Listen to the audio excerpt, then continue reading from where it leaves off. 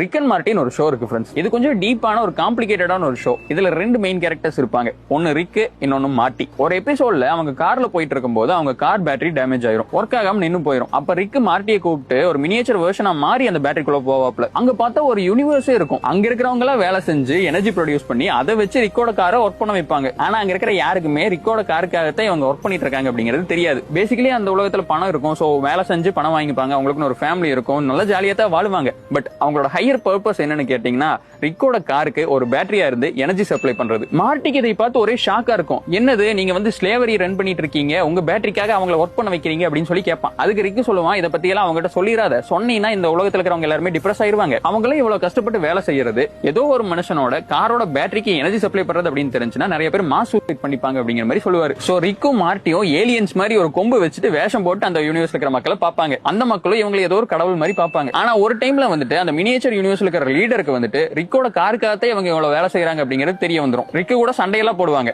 ஆனாலும் அவங்களால அந்த வேலையை நிறுத்த முடியாது. ஏன்னா ஒன்ஸ் அவங்க வேலை செய்யறதை நிறுத்திட்டாங்க அப்படின்னா ரிக் அந்த பேட்டரியை தூக்கி போட்டு வேற பேட்டரி வாங்கிடுவாப்ல. இவங்க யூனிவர்ஸே இல்லாம போயிடும். சோ ஈவன் தோ இந்த மாதிரி ஒருத்த பேட்டரிக்காக நம்ம வேலை செய்யறங்கிறது அந்த லீடருக்கு தெரிஞ்சாலும் அதை அவனால பீப்பிள் கிட்ட சொல்ல முடியாது. பீப்பிள் கண்டினியூஸா ஒர்க் பண்ணி ரிக்கோட காருக்கு எனர்ஜி சப்ளை பண்ணிட்டு இருப்பாங்க. ஆனா அது அவங்களுக்கே தெரியாது. இது ஒரு அனிமேட்டட் ஷோ தானே ஃப்ரெண்ட்ஸ். நம்ம யூனிவர்ஸ்ல அப்படி இல்லையில. நம்ம என்ன பண்றோம், நம்ம எதுக்காக ஒர்க் பண்றோம், நம்ம பர்பஸ் என்ன அப்படிங்கறதெல்லாம் நம்மளுக்கு நல்லா தெரியும்ல.